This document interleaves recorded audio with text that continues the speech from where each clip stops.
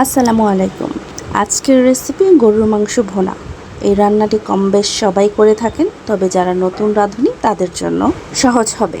আজকে আমি ঘরোয়া সব মশলা দিয়ে মাংসটি রান্না করব এবং মাংসের কালারও আসবে একদম পারফেক্ট। ভিডিওটি ভালো লাগলে অবশ্যই সাবস্ক্রাইব করে পাশে থাকবেন। প্রথমে দিয়ে দিচ্ছি তেল। তেলটা একটু গরম হলে দিয়ে দেব গরম মশলা, তেজপাতা, দারচিনি, লবঙ্গ, এলাচ। মশলা একটু ভাজা হয়ে গেলে দিয়ে দিব বেশ কিছুটা পেঁয়াজ কুচি। পেঁয়াজগুলো একটু ভালো করে ভেজে নেব।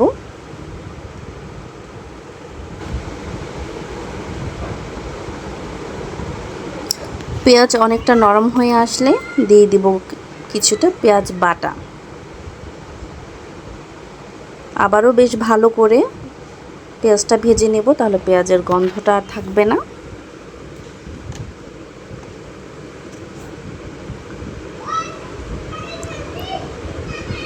বেশ কিছুক্ষণ ধরে পেঁয়াজ ভাজার পর এখন দিয়ে দিব বাটা মশলা। 1 চামচ রসুন বাটা, 1 চামচ আদা বাটা। ভালো করে আবারও মিশিয়ে নেব যেন আদা রসুনের কাঁচা গন্ধ ভাবটা না থাকে। খুব ভালো করে ভেজে নেব যেন মশলা আবার পুড়ে না যায়।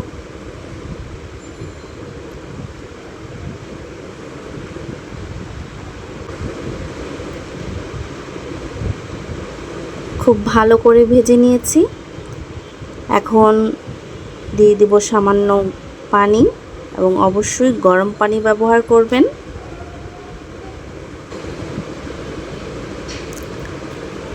একটু বলক চলে আসলেই দিয়ে দেব গুঁড়ো মশলা। দিয়ে দিচ্ছি পরিমাণ মতো লবণ, 1 চামচ হলুদ গুঁড়ো, গুঁড়ো মরিচ। আমি এখানে গুঁড়ো মরিচ 2 চামচ ব্যবহার করছি। আপনারা আপনাদের ঝাল যেরকম পছন্দ করেন সেরকম দিবেন। 1 চামচ ধনিয়া গুঁড়ো, 1 চামচ জিরার গুঁড়ো। মশলা খুব ভালো করে কষিয়ে নেব।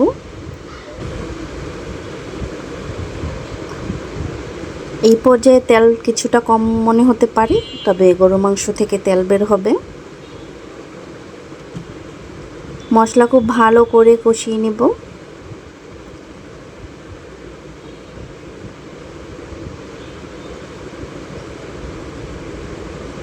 দেখতেই পাচ্ছেন চারপাশ দিয়ে তেল ছেড়ে গেছে। আর একটু কষিয়ে নেব ভালো করে। মশলা যত কষানো হবে ততই মাংস ভালো টেস্ট হয়। আমার মশলা কষানো প্রায় হয়ে গেছে। এখন দিয়ে দিব গরুর মাংস। আমি ভালো করে ধুয়ে পানি ঝরিয়ে নিয়েছি। এখন মশলার সাথে ভালো করে মিশিয়ে দেব।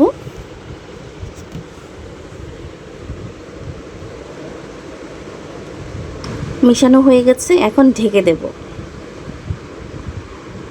কিছুক্ষণ পর দেখতে পাচ্ছেন কতটা পানি ছেড়েছে। এই পানিতে মাংস ভালো করে কষিয়ে নেব। মাংস কষানো একটু সময় নিয়ে কষাবেন। মাংস কষানো যত ভালো হবে মাংসের কালার এবং মাংসের স্বাদ খুবই ভালো আসে।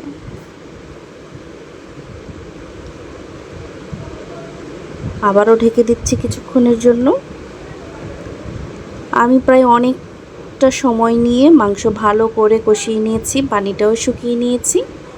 এখন আবারও দিয়ে দিব বেশ কিছুটা গরম পানি।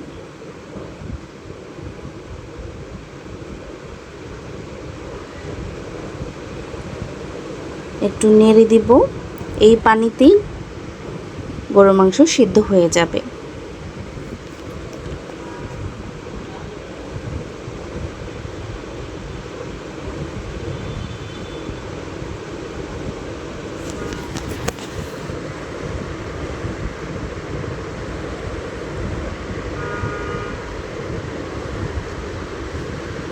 কিছুক্ষণ পর দেখতেই পাচ্ছেন মাংসের কালারটা কত ভালো এসেছে। মাংসও প্রায় অনেকটা হয়ে এসেছে। এখন দিয়ে দিচ্ছি কিছুটা গরম মশলার গুঁড়ো। নামানোর কিছুক্ষণ আগে গরম মশলার গুঁড়োটা দিবেন। ঝোলটা আরেকটু টেনে আসলে আমি নামিয়ে নেব। এরকম পর্যায়ে আমি ঢেলে নিচ্ছি। আশা করি আপনাদের ভালো